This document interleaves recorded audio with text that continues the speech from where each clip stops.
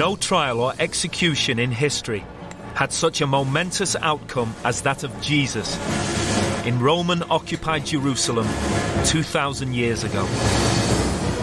But since that time, the killing of Jesus has come to be seen as an execution that was little short of murder.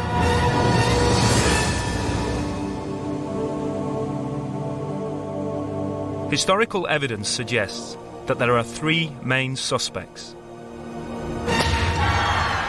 Caiaphas, the high priest of the great temple at Jerusalem. Pontius Pilate, the Roman governor of Judea. And, surprisingly, Jesus himself, who was deeply implicated in his own death. So who was responsible for the death of Jesus?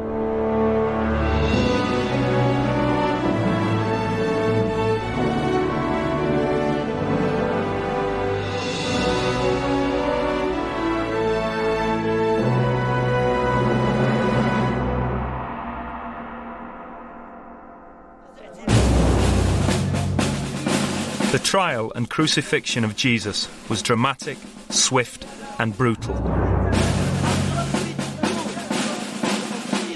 To examine the evidence, we need to revisit the fateful week before the murder of Jesus.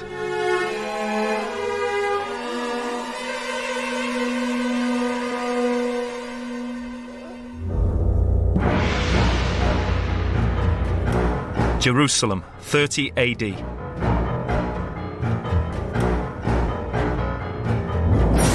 Thousands are pouring into the city to celebrate the festival of Passover.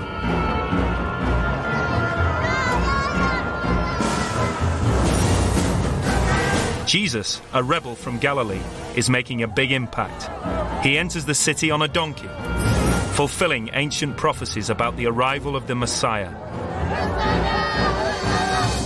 The next day, inside the great temple, Jesus attacks the money changers for defiling the holy place.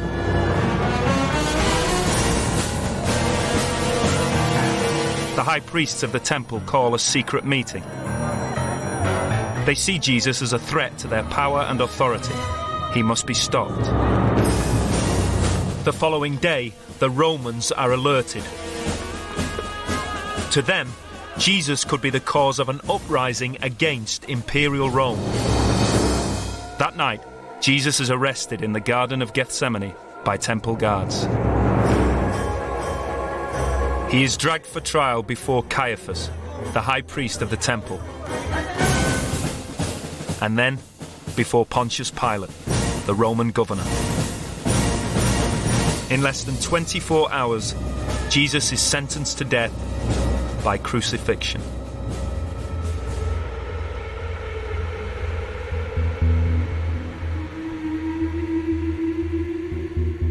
There are three main suspects for the killing of Jesus, and there is strong evidence against all of them. Suspect number one is Caiaphas, high priest of the Temple of Jerusalem. His fingerprints are everywhere, and he had good reasons to want Jesus dead.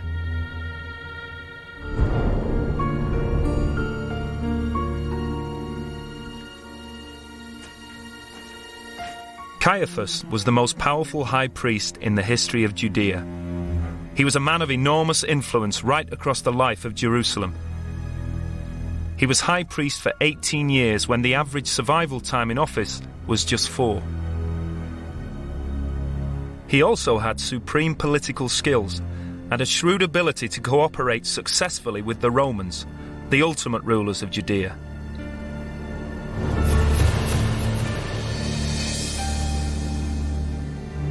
For Helen Bond, Caiaphas is an enigmatic figure. She is researching his life and has studied the power structure of the high priests in the Jerusalem temple and their relations with the Romans. Caiaphas is a wealthy Jerusalem aristocrat. He comes from a good priestly family and is well connected. He has an enormous amount of prestige in Jerusalem because of his position. He's the high priest in the Jerusalem temple. This puts him at the very top of Judean society. Although Judea was controlled by the Romans, civil and religious law was in the hands of the Sanhedrin, the supreme council of Jews. It had 71 members, mostly chief priests, and was presided over by the high priest, Caiaphas. The way the system worked was that the Romans appointed a governor, the governor appointed the high priest, and in this case, Caiaphas and Pilate seemed to have had a very cozy relationship. The high priest Caiaphas and the other high priests depended completely on the Roman approval, and to maintain Roman approval, they had to maintain order in the society. Position and power are precisely what Caiaphas and all the chief priests stood to lose if the people began to follow Jesus. That could lead to unrest, maybe even revolution in Judea. And they stood to lose something else, much more concrete.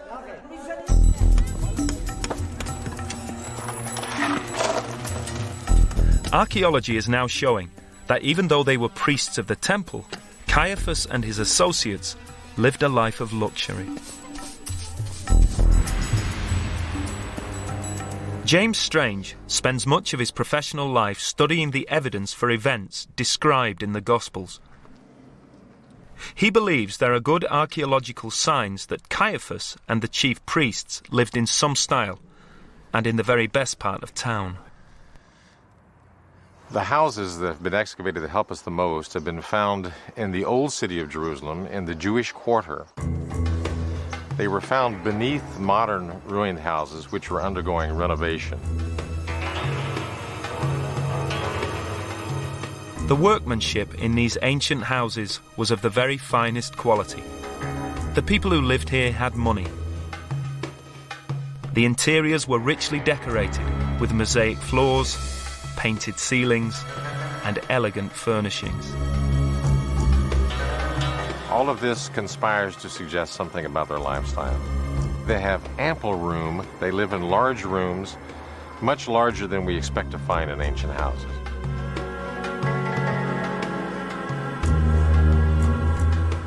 As the archaeologists dug beneath the floors of these lavish houses, they made an even more important discovery.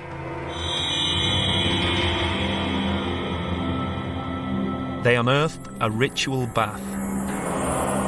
It was important for all Jews to use a ritual bath in order to purify themselves before any act of worship. But these houses had so many ritual baths, they could only have belonged to the high priests. This discovery was a clue to something else that Caiaphas stood to lose: a lucrative income. Under Jewish law, most people arriving in Jerusalem for Passover were deemed to be unclean. That meant that if you had, in the recent past, come into contact with something which creates impurity, like a corpse, or if you had had intercourse with a menstruating woman, it was expected of you to purify yourself. Before they could enter the temple, everyone had to be ritually clean. Immersion in the water of a ritual bath would ensure purification. The priests had baths strategically placed outside the temple for public use. Everyone, even the poorest, had to pay for these rituals, and they were not cheap. Ronnie Reich has found no fewer than 150 ritual baths around the temple. This was a sort of mania to add more and more obligations, say for this you have to be pure and for that you have to be pure. And each of this regulation demanded so many more thousands of ritual bathings for the entire public. And for this they had to provide the means for this. And that's the reason why we have so many of these installations. The baths must have generated considerable income for the priests. But Jesus was teaching that elaborate and expensive purity rituals were unnecessary. The whole elaborate temporal apparatus was designed to bring revenues in for simple matters like purification, for forgiveness of sins, for incidental sins. And it's clear that this is a major bone of contention that Jesus has with the temple and the high priests. He's declaring that the kingdom of God is available without all those elaborate purification rituals.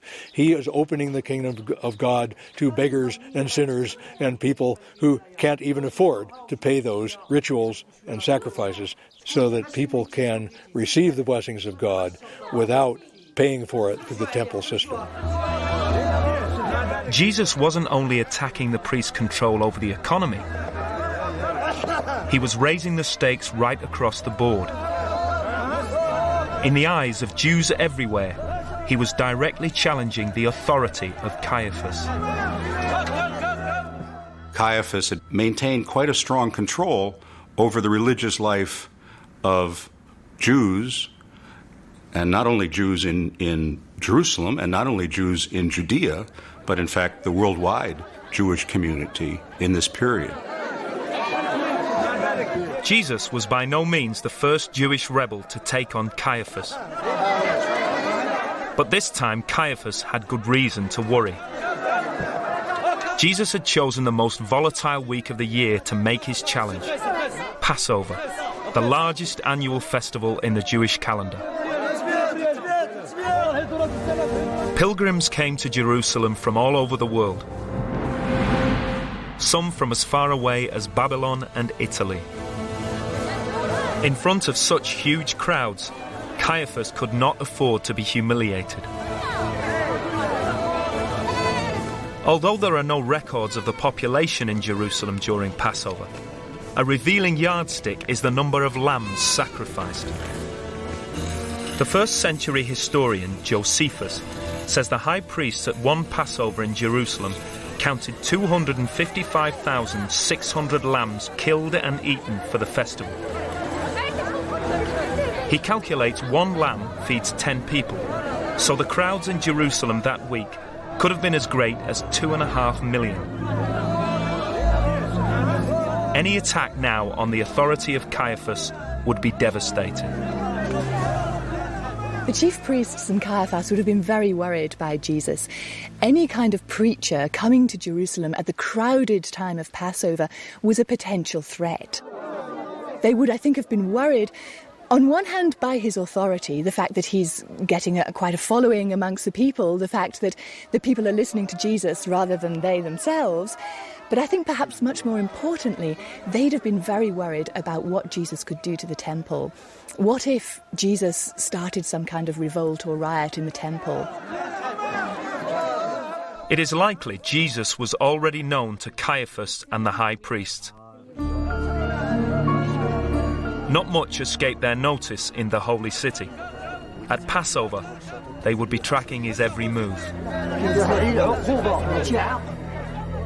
It was an explosive setting for what was to come.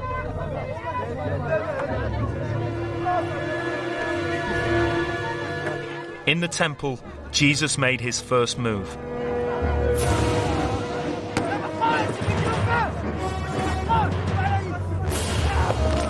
He accused the money changers and sacrificial dove sellers of extortion and of turning the temple into a den of thieves. But this action was also a powerful symbol. Jesus was saying that God would destroy this temple and all its corruption.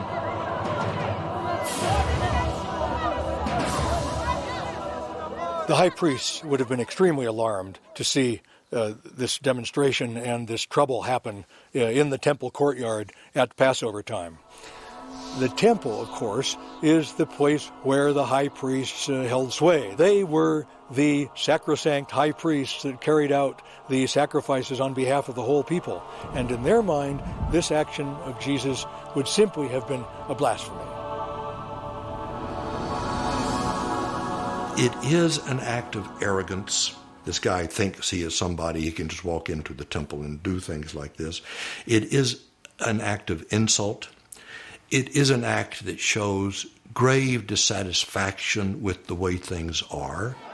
It is done in a very public time. Hundreds of people might have been witnesses to it. And so I think that this is a very troubling act to Caiaphas and his council, and it signaled to them that Jesus was dangerous. Perhaps the best way to put the dangerousness is to say this: if he would do that, we don't know what he will do next. The man may be uncontrollable. But what do you do with a man who is uncontrollable, who is charismatic, who has a following? You stop him.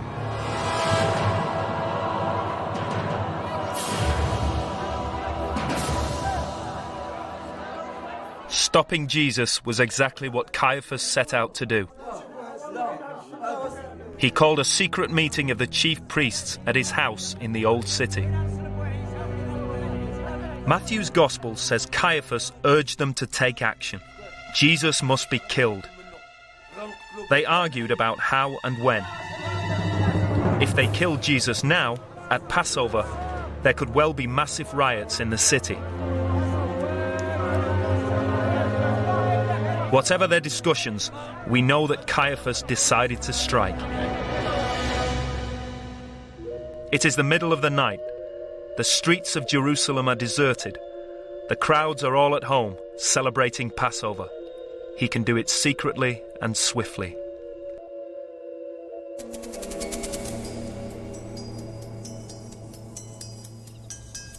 After their own supper, Jesus is praying while his disciples rest in the Garden of Gethsemane on the Mount of Olives. He is interrupted by the arrival of a detachment of temple guards sent to arrest him.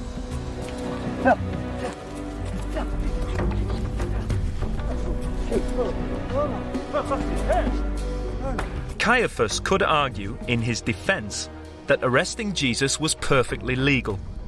He had simply brought in a known rebel who was endangering the public peace. Hardly the actions of a murder suspect.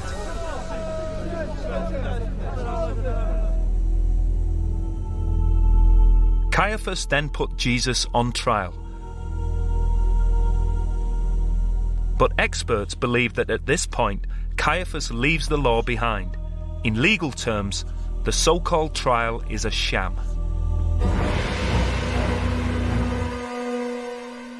The whole Jewish trial of Jesus, as it's presented in the Gospels, is a complete travesty of justice.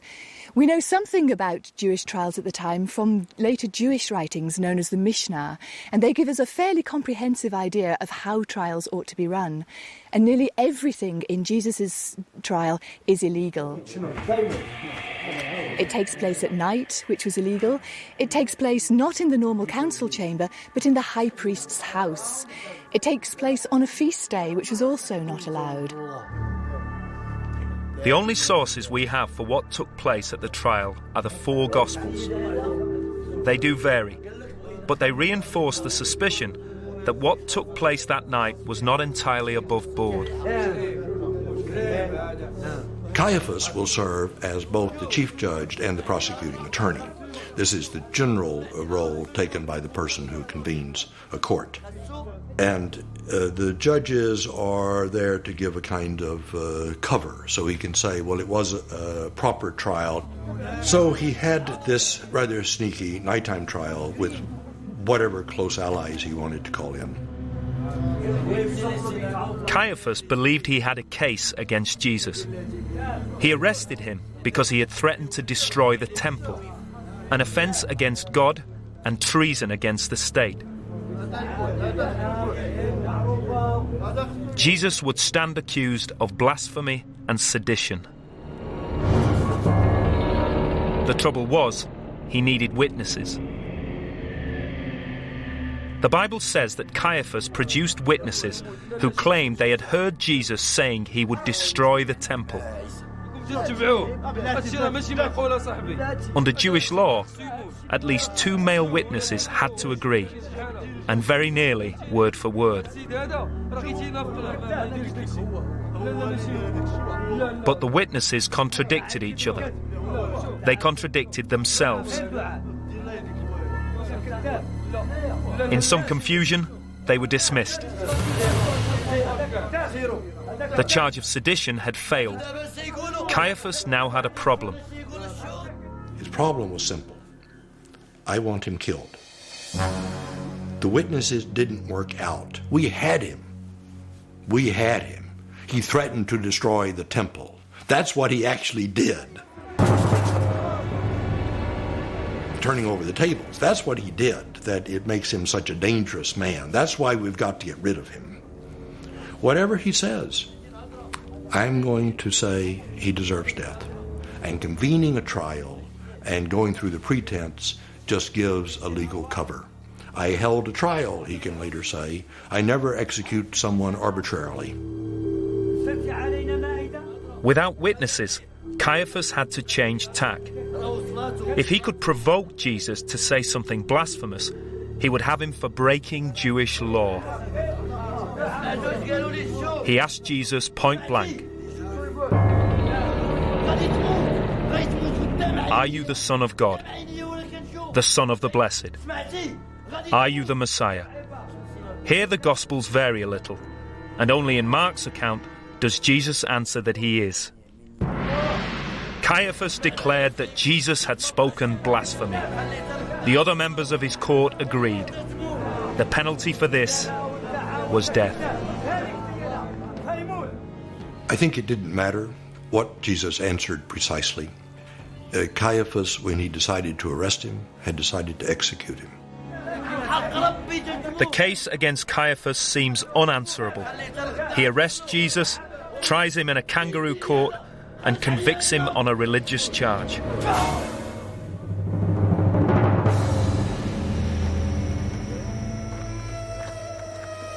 There is just one small problem. Judea is under the iron rule of the Romans. Caiaphas is not permitted to execute a death sentence.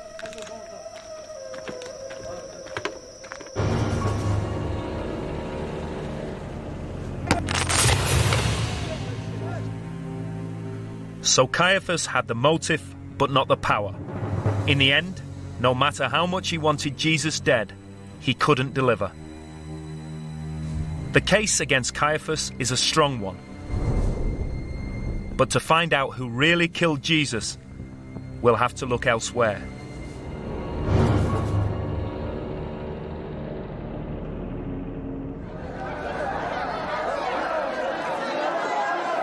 Judea, in the time of Jesus, is a Jewish province governed by the Roman Empire.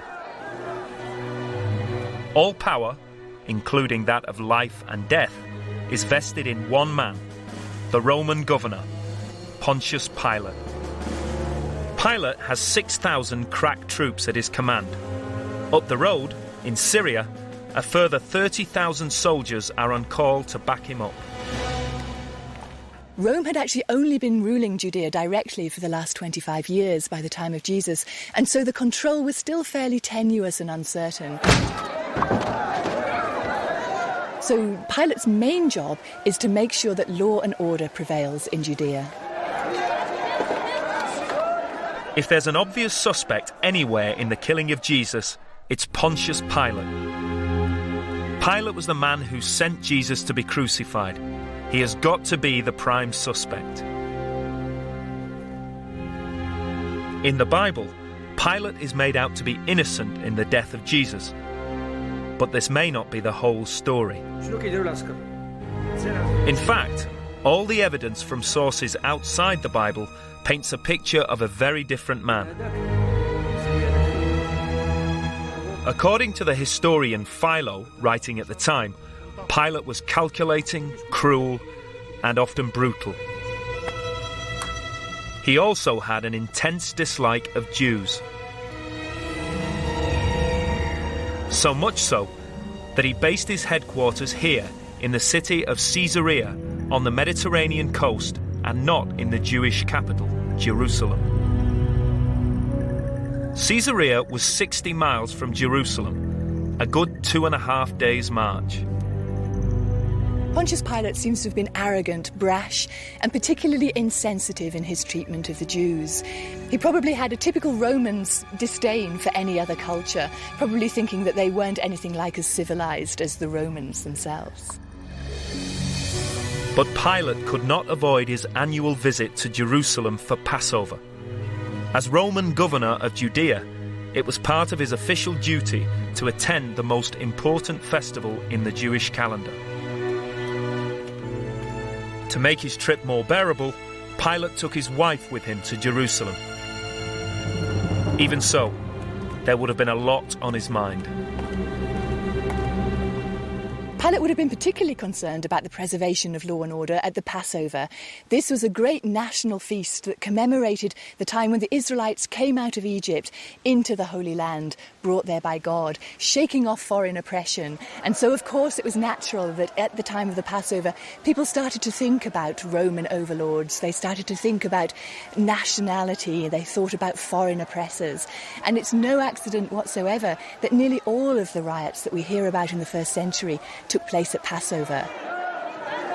So if there's going to be a Jewish revolt, it's almost certain to happen here in Jerusalem, quite probably in the temple. And if anything threatened to disturb the peace, Pilate would have stamped it out straight away. Pilate had an extensive network of spies and informers right across the city. He would have known about Jesus and the following that he was gaining, and about some kind of incident in the temple. And now, the trial that Caiaphas had held only the night before, with its sentence of death. It is now just after sunrise on the morning after the trial. Caiaphas had sent Jesus to appear before Pilate because only the Roman governor could carry out a death sentence. Pilate was well known for having executed prisoners even without trial, but little would have prepared him for the strange case of Jesus of Nazareth.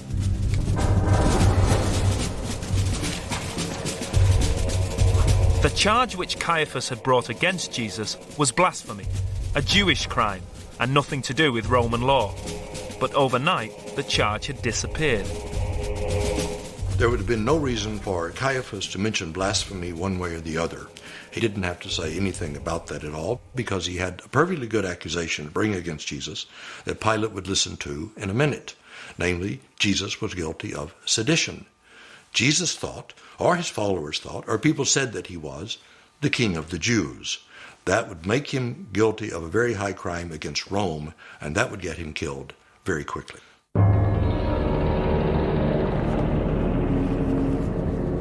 This is alarming for Pilate. The case now has legal meaning under Roman law. It is a charge of sedition and treason, punishable by death. Pilate must take action and, at the very least, give Jesus a hearing.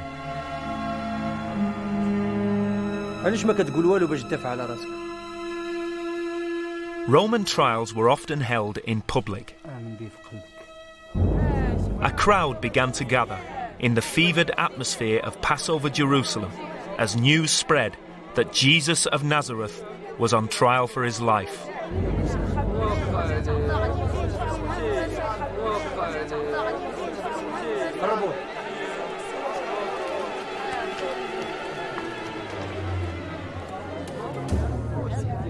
Pilate now asked Jesus if he was calling himself King of the Jews. Jesus made little or no reply.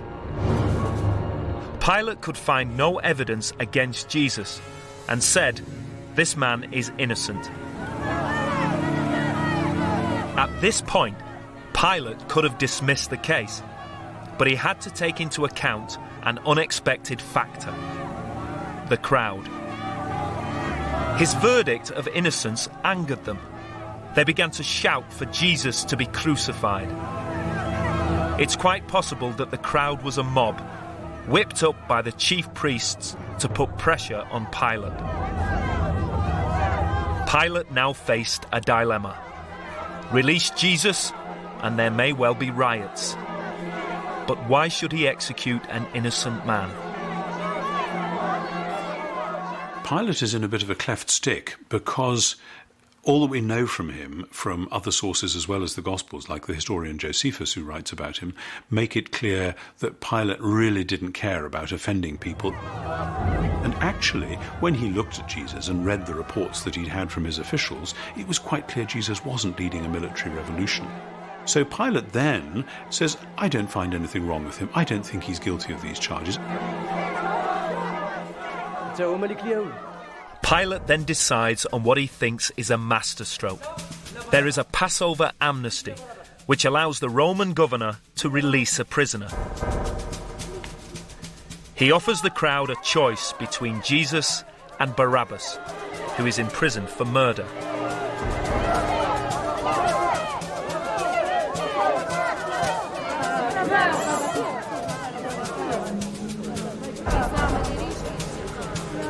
At this point, Pilate is plunged into an even greater dilemma. In Matthew's Gospel, Pilate's wife comes to him, deeply upset. She begs her husband not to harm Jesus. Last night, she had a dream in which Jesus was innocent. But Pilate is interrupted by the crowd, baying for him to release Barabbas and crucify Jesus. Unable to make a clear decision, Pilate tries to have it both ways.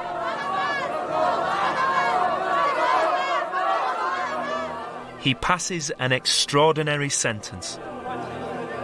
Declaring Jesus to be innocent, Pilate nevertheless condemns him to death by crucifixion.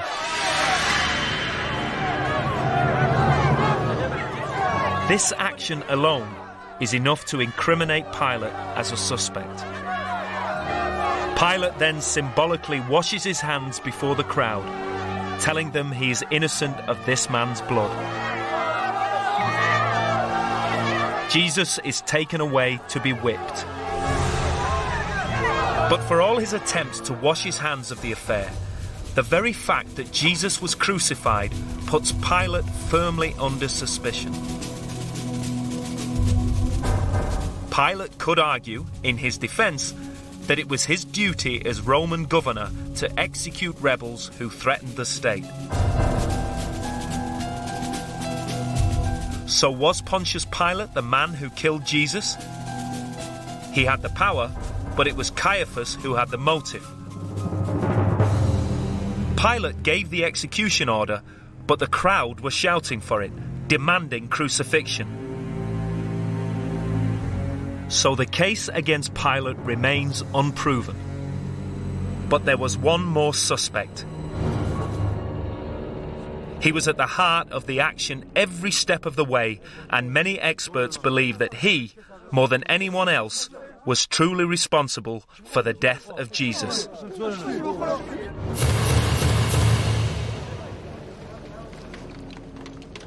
To examine the evidence, we go back a little, to the start of Passover week.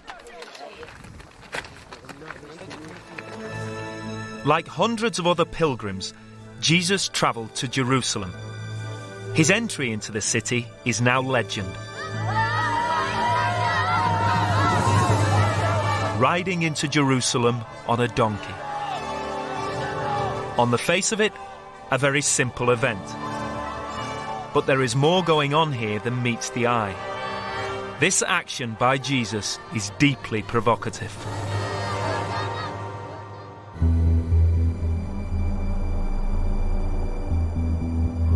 Since the days of Moses, the Hebrew scriptures have foretold the arrival of a great Messiah, a powerful leader, appointed by God who would bring a perfect golden age, the defeat of all evil, and a new kingdom of God on earth. One of the prophets, Zechariah, foretold that the Messiah would enter the city of Jerusalem riding on a donkey. Exactly what Jesus did. It seems as though for Jesus, all sorts of bits of Israel's story are coming together, and that he's in the middle of it.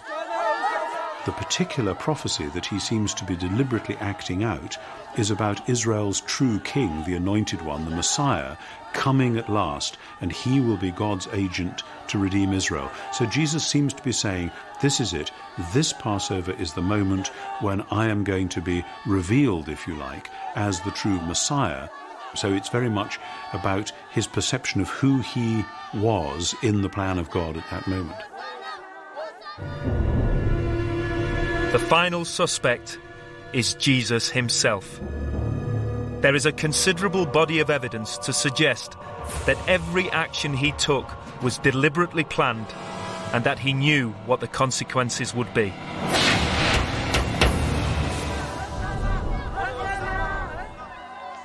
Controversial though it was, his triumphant arrival in Jerusalem would not have been enough to get Jesus killed. But he didn't stop there. He raised the stakes. For years, money changers and the sellers of animals and birds for sacrifice had plied their trade in the temple courtyards. Passover is their busiest and most lucrative time of the year.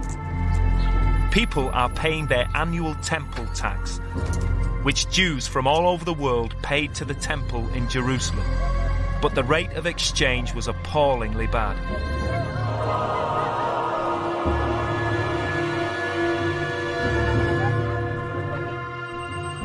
Declaring that the temple was a house of prayer and not a den of thieves, Jesus took his most provocative action in this whole extraordinary week.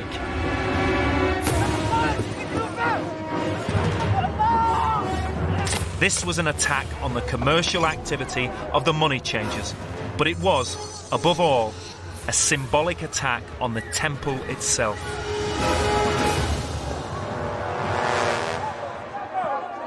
I think we can be sure that Jesus knew the risks he was taking, that he knew the potential consequences. He knew what it meant to proclaim the temple's destruction, to claim that a new kingdom was forming, the kingdom of God. He knew that the risk was arrest and trial and conviction and death.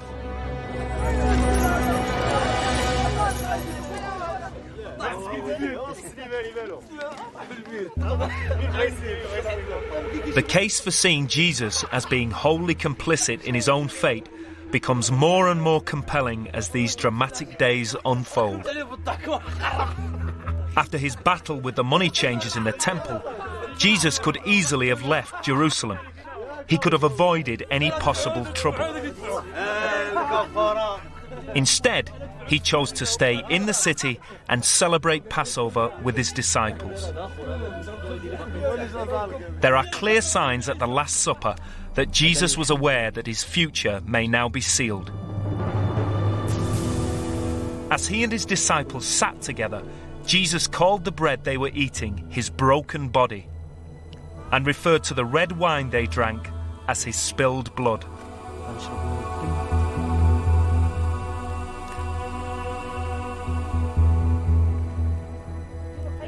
Jesus seemed to be predicting his own death, and he seemed to be doing everything possible to bring that end closer. His very next action bears out that idea all too clearly.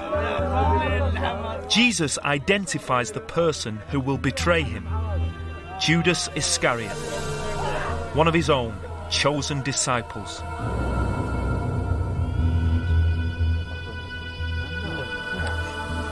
In one of the Gospels, Jesus says to Judas, "Do what you have to do, but do it quickly." To put himself directly in the path of danger, and so consistently, might suggest that Jesus was undergoing some kind of crisis. But we have to remember that he believed profoundly that he was on a mission from God. We know from several points in the Gospels that Jesus' own family said he's out of his mind. We know that some of the people who listened to his teaching said, he's absolutely crazy, why bother listening to him? And then when you find yourself on trial for your life because of this vision that you've got, this vocation that you've got, then again the question must come, maybe I've made a terrible mistake. And I am quite sure that Jesus must have faced that question again and again and again during his life, and that each time he faced it, he came back with the same answer. No, it may look crazy, but this is what I have to do. There is one final incident during this night that confirms Jesus was fully aware of what he was doing. After the Last Supper, he and the disciples went to the Garden of Gethsemane, just outside the city walls. The Gospels say that here, for the first time, Jesus began to have doubts about his destiny. They describe the event as the agony of Jesus.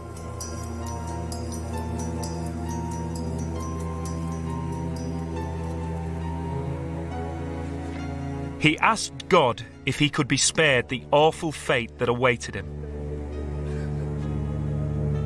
It's at this point that Jesus' complicity in his own death is fully revealed.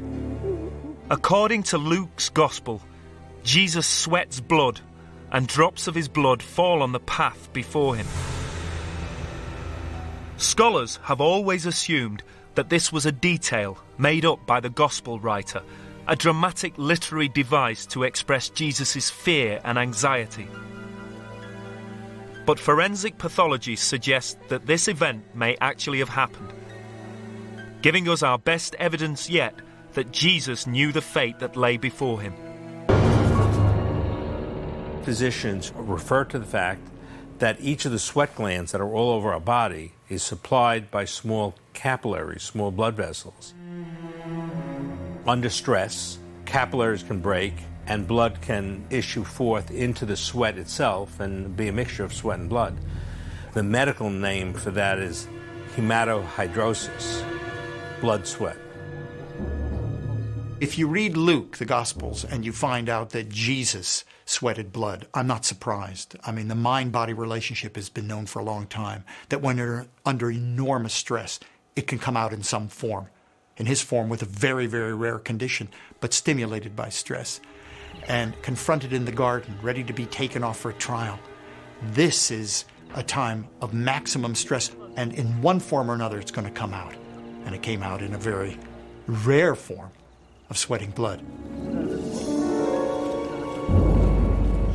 The idea of Jesus being complicit in his own death may seem controversial, but all the facts stack up. On many occasions, Jesus had the opportunity to leave Jerusalem. But every time he refused to take the easy way out. At no time during this fateful week did Jesus make any attempt to escape. He stood his ground. Judas betrayed him with a kiss, and the awful end game began.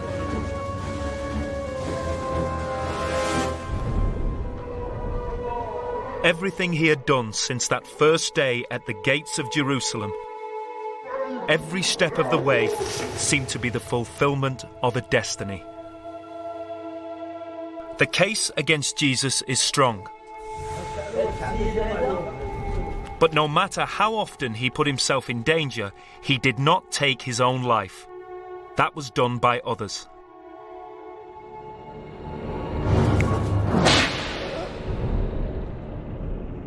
Let's review the evidence.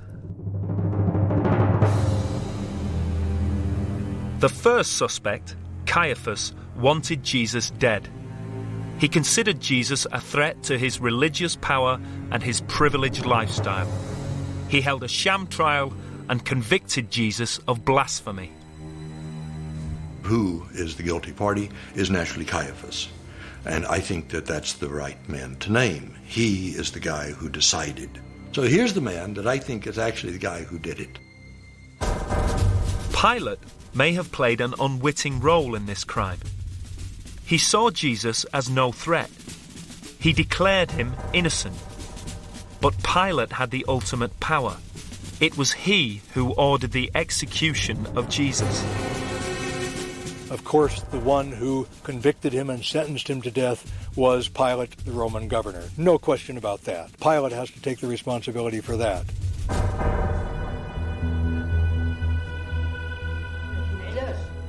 The final suspect, Jesus.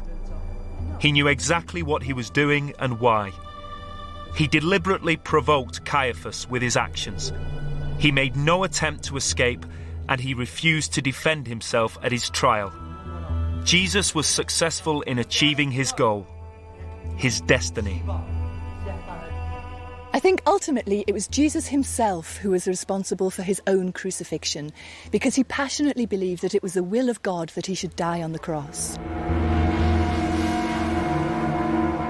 So who, then, is responsible for the death of Jesus? It is clear from the evidence of the three suspects. Clear, but far from simple. They all are.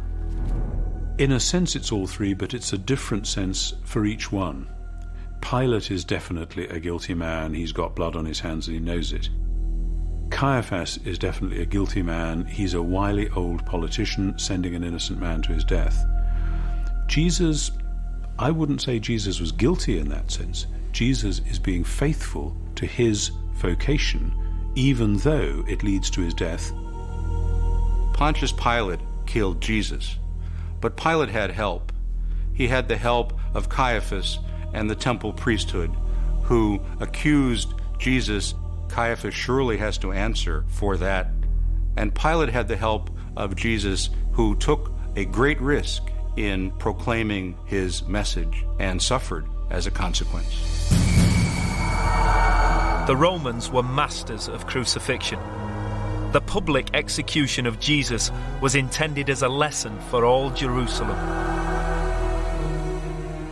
According to the Gospels, Jesus' mother was brought to see her son. The disciples had scattered, probably in fear of their lives. They might be next. After 6 hours on the cross, Jesus was pronounced dead.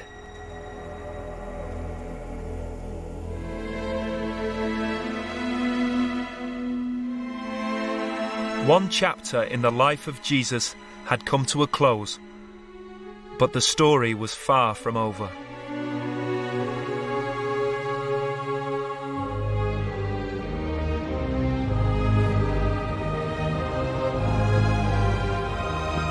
And how does history record the fate of the three suspects?